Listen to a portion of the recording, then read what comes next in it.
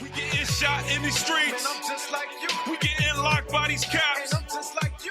We fulfill the I'm prophecies. just like you. You might be light, I might be dark. But I'm just like you. We kill each other over colors. I'm just like you. I'm in these ghettos, in these slums. I'm just like you. They call you nigga, call me spick. And I'm just like you. You was 1619, I was 1492. We getting shot in these streets. I'm just like you. We getting locked. Welcome to FCN Quick News of the Day. I'm your host, Officer Eben, and in today's quick news we have... Social media calls for black people to stay home on National Day of Action, April 5th. So there's a National Day of Action that's supposed to happen on April 5th. Let's see what this is about. Black folks on social media are warning black Americans not to participate in an upcoming global protest against the Trump administration and Elon Musk. So if anybody's been watching the news lately over the past few weeks, over the past month or two, there's been a lot of uproar dealing with the Trump administration. There's been a lot of firings. The DEI has been canceled. A lot of federal workers have been laid off. You have Trump imposing tariffs. So there's been a lot of uproar over these past weeks and months dealing with Trump administration. Continue reading. On Saturday, April 5th, thousands of people in the U.S. and around the world are preparing to protest Trump in what they are calling hands-off National Day of Action. According to Third Act, one of the organizations that helped put together this massive protest said the event is meant to stand up against those who believe they can take whatever they want. Our democracy, our future, our rights. So far, more than 600 events have been planned all across 50 states. Events have also been planned in Europe and Canada. So let's pause right there. So scroll back up where it says, so far, it says, okay, read that according to Third Act. Read that part again also. According to Third Act, one of the organizations that helped put together this massive protest said the event is meant to stand up against those who believe they can take whatever they want. Our democracy, our future, our rights. So they're saying that the Trump administration, that they can do whatever they want. They're canceling DEI. They're ending desegregation. So they're doing whatever they want to end the rights of the American people. Read the next paragraph. Indivisible, another organization helping to mobilize, prompted the protest on Blue Sky, writing, Donald Trump and Elon Musk think this country belongs to them. They're taking everything they can get their hands on and daring the world to stop them. On April 5th, we're taking the streets nationwide to fight back with a clear message, hands off. So it says Donald Trump and Elon Musk think this country belongs to them. No, they don't think it. They know that. This country does belong to them. Continue reading. And when you get that. White House Press Secretary Carolyn Levitt pushed back against the protests, saying they will never work to deter the president from further pushing his agenda. Anyone who thinks protests, lawsuits, and lawfare will deter President Trump must have been sleeping under a rock for the past several years. Levitt said in a statement to USA Today, President Trump will not be deterred from delivering on the promises he made to make our federal government more efficient and more accountable to the hardworking American taxpayers across the country who overwhelmingly re-elected him. So you see the hypocrisy in these people? They say President Trump will not be deterred from delivering on the promises he made to make our federal government more efficient and more accountable. So he wants to make the federal government more accountable. But what happened with the Signal Gate leak that's going on right now in the news? He has people in his own administration leaking classified military information to a news reporter, but there's no accountability within his own administration. But they want accountability with other people. That's hypocrisy. Continue reading. Black voices on social media took these words to heart and warned black people of the dangers they could face if they participated in the upcoming protests. YouTube channel Twisting Out Kenya put together a montage video of the warnings from Black Social to share the sentiment with other black folks. Okay, scroll down and continue reading. Stay out of the way, one user in the video said. Do something that will help you become more progressive in your community. Be more self-sufficient. A young black TikToker also discussed the fear she had for her people who might want to show up in protests. All my black folks, y'all better not be out there trying to rally. Make sure on April 5th that you are at home, at work, and minding your business. Reading a book, learning a new skill, but make sure you are not at that rally. She continued, if we show up, it's not going to turn out pretty. It's going to get ugly. It's going to get ugly. So she's telling us not to participate in what these other nations are doing. Stay on the sidelines and let them duke it out amongst each other. So now let's open up with Daniel chapter 4 and verse 17. Because a lot of our people, or some of our people, might want to go out there and protest and make a change, not understanding the prophecy that Daniel told us about. Read that from The book of Daniel, chapter 4 and verse 17. This matter is by the decree of the watchers, and the demand by the word of the holy ones, to the intent that the living may know that the Most High ruleth in the kingdom of men. So it's not Donald Trump that's really ruling. It's not Elon Musk or Kamala Harris that's really ruling. It's not Vladimir Putin that's really ruling. It's the Most High. He's the one that's ruling in the kingdom of men. He has control over everything that's going on. Continue reading. And giveth it to whomsoever he will. And the Lord, he's the one who's given this kingdom to whomever he wishes to carry out his plan. Read on. And setteth up over it the basis of men. What kind of men? The basis of men. So our people want to go out and protest Donald Trump, but when they're doing that, they're fighting against the will of the Lord. The Lord is the one who set up Donald Trump or Vladimir Putin or whomever to carry out his will. And the Lord is saying he's setting up the basis of men, the lowly men, to rule in this kingdom. So now let's go to Job 9:24. Let's read about these base men. What kind of characteristics come with these base men? Job chapter 9. The book of Job, chapter 9 and verse 24.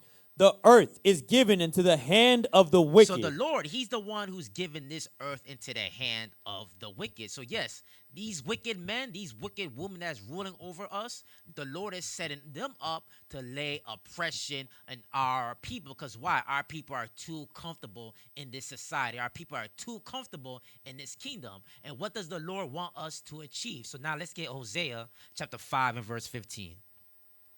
So why did the Lord set up these wicked men, these base men, to rule over us? The book of Hosea, chapter 5 and verse 15. I will go and return to my place till they acknowledge their offense. So the Lord is setting up these men because he wants us to acknowledge our offense towards him.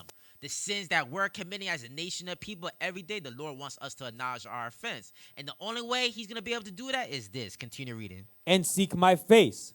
In their affliction. In their what? In their affliction. The Lord is telling us that we must be afflicted. And how are we being afflicted? The Most High is using Donald Trump. He's using Elon Musk to take away our benefits, to take away our federal job, to take away Section 8, to take away food stamps, to take away SSI, Medicare, and to what? Increase taxes through tariffs. The Most High is the one that's doing this. Read that part again. In their affliction. They will seek me early. So the Lord knows that the only way our people are going to seek the Lord is in our affliction. So the Most High is the one who's turning the heat up on us so we can repent and return back to him. So now let's get Job chapter 36 and verse 15. The book of Job, chapter 36 and verse 15. He delivered the poor in his affliction. So the scripture said the Lord, he delivers the poor in affliction. Who is the poor? It's the nation of Israel. We are the poor who are depending on these other nations to take care of us, to feed us, to provide sustenance for us. Read that part again. He delivered the poor in his affliction. And openeth their ears in oppression. So this coming affliction that's going to come upon our people, because our people don't understand, it's not going to, from here on forward, it's not going to get better for us. It's only going to get worse. But by it getting worse for us, that's what's going to open up people's ears to the prophets to understand that you are not African American, you're not Jamaican, you're not Puerto Rican, you are the Israelites. We must go through affliction because why? The Most High is going to bring destruction on this country. But before that destruction comes, we must repent. Read that part again. He delivered the poor in his affliction and openeth their ears in oppression. So this affliction and oppression is going to come towards our people. And Christ also prophesied that this will happen to us as well. So let's get what Christ said in Matthew 24. Let's get Matthew chapter 24 and verse 3. The book of Matthew chapter 24 and verse 3. And as he sat upon the Mount of Olives, the disciples came unto him privately, saying, Tell us, when shall these things be? And what shall be the sign of thy coming and of the end of the world. So the apostles, they're asking Christ, when will be the sign of your return and the end of the world? Let's find out. And Jesus answered and said unto them, Take heed that no man deceive you. For many shall come in my name, saying, I am Christ, and shall deceive many. And ye shall hear of wars and rumors of wars. See that ye be not troubled, for all these things must come to pass, but the end is not yet. So we see the wars that's going on in the Near East, in Gaza, and with the Israelis. We see the wars going on between Russia and Ukraine. We hear the rumors of wars between China and Taiwan, but the Lord is telling us the end is not here near yet. Don't be troubled by that. Continue reading. For nation shall rise against nation, and kingdom against kingdom. And there shall be famines and pestilences and earthquakes in diverse places. So the Lord is telling us that there's going to be famines and pestilence in diverse places. And what's some of the famines that we're going to see? So famines is not only just going into food shortages. Famines is also going into terrorists. Famines is also going into the cost of groceries, the cost of eggs going up, so our people cannot afford it. The Lord is warning us that these things must happen. This is the affliction that must happen to our people. Read that part again. For nation shall rise against nation, and kingdom against kingdom. And there shall be famines and pestilences and earthquakes in diverse places. All these are the beginning of sorrows. So all these things that are happening is just the beginning of sorrow. So now let's read about nation rising up against nation. Let's get that 2nd Ezra chapter 15 and verse 5. Because a lot of our people are getting caught up in politics, Democrats and Republicans, but the Lord is warning us we have to avoid those things. 2nd Ezra 15 and 5. The book of 2nd Ezra chapter 15 and verse 5.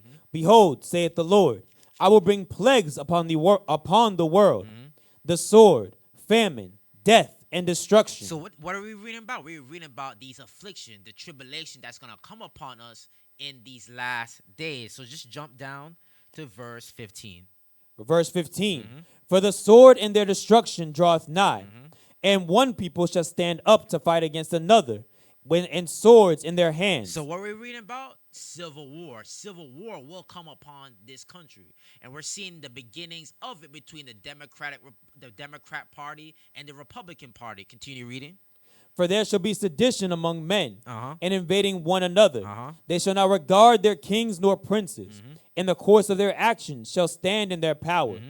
A man shall desire to go into a city, and shall not be able. So we're reading about sedition and secession.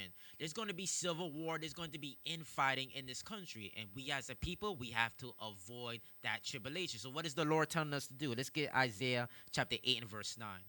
Because we're reading about April 5th. A lot of our people some of our people want to get involved with the politics of this country. This is what's going to happen. Isaiah 8 and 9. The book of Isaiah chapter 8 and verse 9.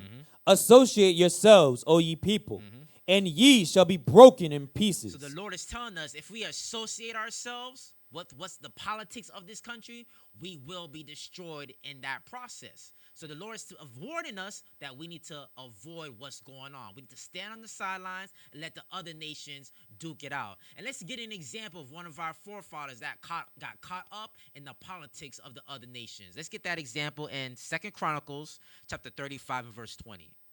So this is what happens when we associate ourselves with the politics of the other countries. 2nd Chronicles 35 and 20. The book of 2nd Chronicles chapter 35 and verse 20. And after all this, when Josiah had prepared the temple, Necho, king of Egypt, came up to fight against Carchemish by Euphrates. And Josiah went out against him. So this is the politics of the other nations. You had Pharaoh Necho, who's warned to fight up against the Babylonians during this time. Continue reading. But he sent ambassadors to him, saying, What have I to do with thee, thou king of Judah? I come not against thee this day, but against the house wherewith I have war. So this is two nations. You have the Egyptians and the Babylonians duking out. And Pharaoh Necho is asking him, what do I? This is none of your business. Stay out of this. Don't involve yourself with the politics of us. Continue reading. For God commanded me to make haste. Who did? For God commanded me to make haste. So this is showing that God is the one that's controlling the politics of these other nations. Continue reading. Forbear thee from meddling with God, who is with me, that he destroy thee not. That he so- destroy thee not. So this is what happens when you associate yourself with the politics of the other nations. You can get caught up and destroyed in it. Continue reading. Nevertheless, Josiah would not turn his face from him, but disguised himself, that he might fight with him, and hearkened not unto the words of Necho from the mouth of God, and came to fight in the valley of Megiddo. And the archers shot at King Josiah. So Josiah, he avoided the counsel of that Pharaoh. And that counsel really came from the Lord to stay out of it. But what did he do? He disguised himself and still got involved. And what happened to him? Read on. And the archers shot at King Josiah. And the king said to his servants, Have me away, for I am sore wounded. His servants therefore took him out of that chariot and put him in the second chariot that he had. And they brought him to Jerusalem, and he died, and was buried in one of the sepulchres of his father. And all Judah and Jerusalem mourned for Josiah. So this is an example, like the scriptures tell us, everything written aforetime was written for our learning. This is an example of our forefather, King Josiah. He got involved with the politics of the other nations, and what happened? He associated himself, and he ended up getting destroyed. So likewise, when we look at what's going on in April 5th, this National Day of Action, we need to sit on the sidelines and let the other nations duke it out, let the other nations fight. And this is what we must focus on ourselves, and our brothers mention it. Let's focus on getting ourselves together. Let's get that in 2nd Ezra 14 and 13. The book of 2nd Ezra, chapter 14 and verse 13. Now therefore, set thine house in order. So while these other nations are duking it out, while these other nations are fighting, getting themselves involved in their politics, the Lord is telling us we need to set our houses in order. Our physical house and our spiritual house as well. Continue reading. And reprove thy people. Also, read that last part again. Now therefore, set thine house in order. So set our houses in order. So focus on paying down your debts. Getting your finances together, getting your wives together, your children together, getting your finances together. Set your household in order. Read on. Because what's going to happen? Famines is going to happen. Terrorists are being implemented. The cost of living is going up. So we need to focus on getting ourselves together. Read on. Now therefore, set thine house in order, and reprove thy people. Comfort such of them as be in trouble, and now renounce corruption. So the Lord is telling us we need to get our houses in order, because why? Corruption is going to increase. Famines, pestilence is going to increase. Tribulation is going to increase on our people. Jump down to verse 16. Verse 16. For yet greater evils than those which thou hast seen happen shall be done hereafter. It's because why? Greater evils are going to be coming upon our people. So let's focus on getting ourselves together and avoid this National Action Day on April 5th. And with that, I say shalom.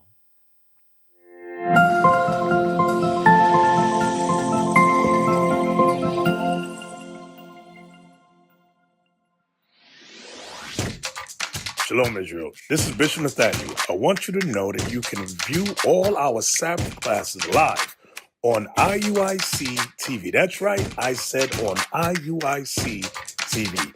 Download the app today. Shalom. What is nation?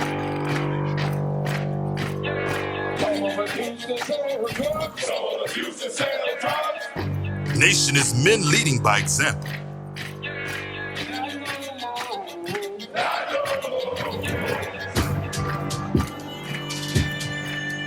Nation is family.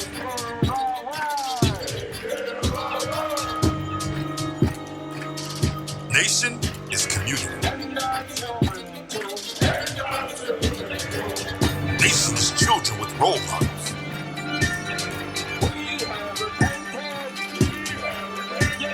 Nation is unity.